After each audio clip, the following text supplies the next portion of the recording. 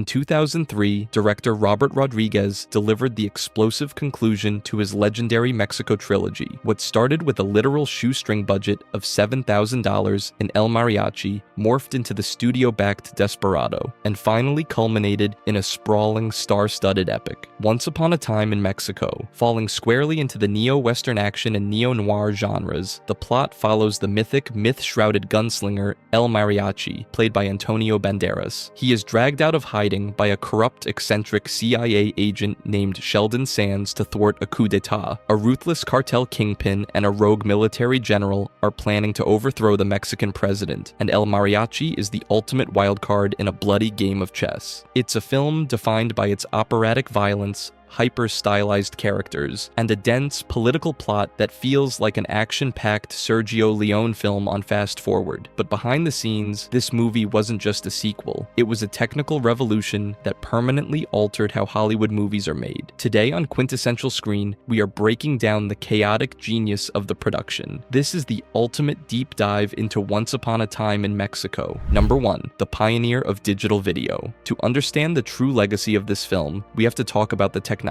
In the early 2000s, almost every major Hollywood feature was still shot on traditional 35mm film. Digital video was seen as cheap, flat, and strictly for home movies. But Robert Rodriguez changed all of that. While visiting George Lucas at Skywalker Ranch, Lucas showed Rodriguez early, unedited footage from Star Wars, Episode II, Attack of the Clones, which was being shot on a prototype high-definition camera, the Sony HDW-F900. Rodriguez looked at the crisp, immediate image and had an epiphany. He realized that digital video eliminated the need to wait for film labs to develop dailies, allowed for longer takes, and drastically reduced production costs. He was so inspired that he immediately bought his own Sony HDW-F900 cameras and rushed into production on Once Upon a Time in Mexico. Because his shoot was so fast, Rodriguez actually finished, edited, and released his film before Attack of the Clones hit theaters, making Once Upon a Time in Mexico one of the very first digitally shot major studio releases in cinema history. Number 2. Johnny Depp's 9-Day Blitz. Johnny Depp's performance as the manipulative CIA agent Sheldon Sands is widely considered the highlight of the movie, but what makes his performance truly staggering is the timeline. Due to a highly demanding schedule with other projects, Depp was only available to be on set in Mexico for exactly 9 days. Instead of panic, Rodriguez viewed this as a creative challenge. He structured the entire shooting schedule around Depp, capturing all of his complex dialogue, action set pieces, and intense close-ups in a frantic, non-stop blitz. Depp was incredibly efficient, often nailing his eccentric improvisations on the first take. He enjoyed the fast-paced, independent style of the shoot so much that after officially wrapping his scenes, he chose to stay on set for an extra day just to film a brief, uncredited cameo as the priest in the church scene. Number 3. The Broadway agent and fake mustaches. Because Depp had complete creative freedom under Rodriguez's relaxed directing style, he decided to craft Agent Sands into an unpredictable, vain eccentric. Depp based the character's vocal patterns and dramatic mannerisms on a real-world theater actor he knew in New York, transforming a standard government agent into a theatrical narcissist. Depp also insisted that Sands should wear increasingly ridiculous disguises to blending into Mexico, despite the fact that they made him stand out completely. From an enormous, obviously fake handlebar mustache to a loud, touristy graphic t-shirt, the wardrobe choices were designed to show just how detached the CIA was from the actual reality of the environment they were trying to manipulate. Number 4. Danny Trejo's character resurrection. One of the strangest structural anomalies in the Mexico trilogy involves the legendary Danny Trejo. In the 1995 film Desperado, Trejo played Navajas, a silent, deadly assassin who throws throwing knives. That character met a definitive, violent end midway through the movie, yet when it came time to shoot Once Upon a Time in Mexico, Rodriguez knew he wanted his frequent collaborator back on screen. Rather than writing a convoluted backstory explaining how Navajas survived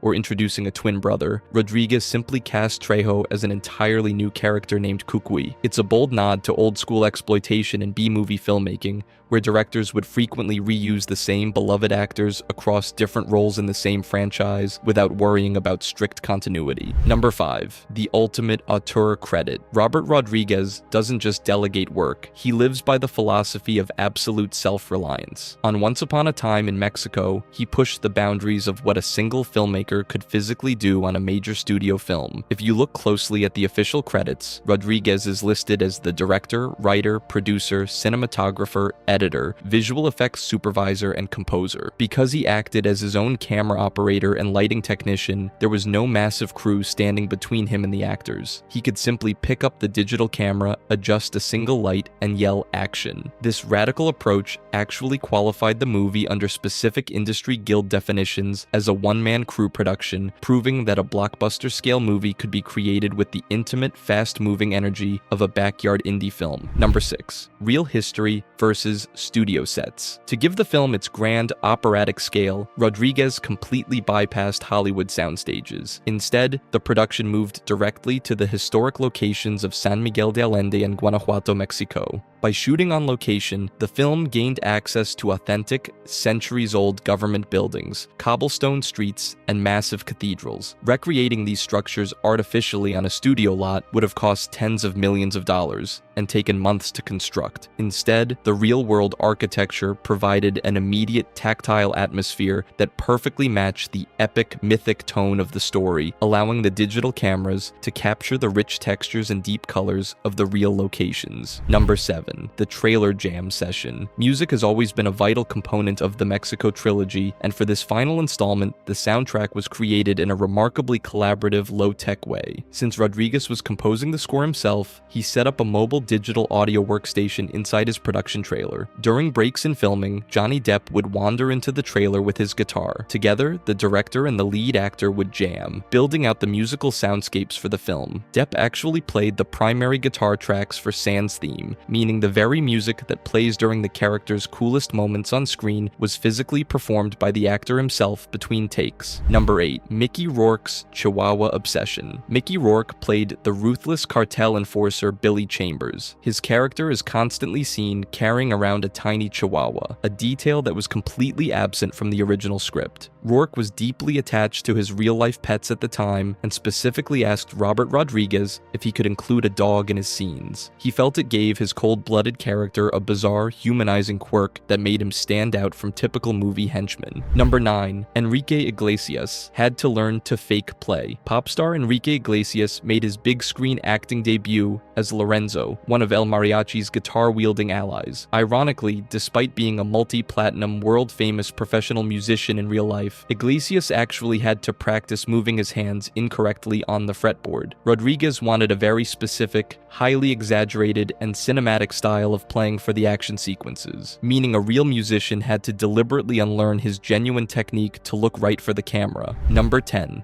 The blind gunfight technique. For the famous sequence where Agent Sands is blinded but must still fight his way through a town square, Johnny Depp and Robert Rodriguez devised a specific physical routine. Depp practiced tracking auditory cues and walking with a rigid, detached posture to convey total sightlessness. The choreography relied on Depp interacting with a small local boy acting as his spotter, who gave him literal directional coordinates to turn a potentially absurd action trope into a tense, grounded set piece. Number 11. The real Mexican architecture.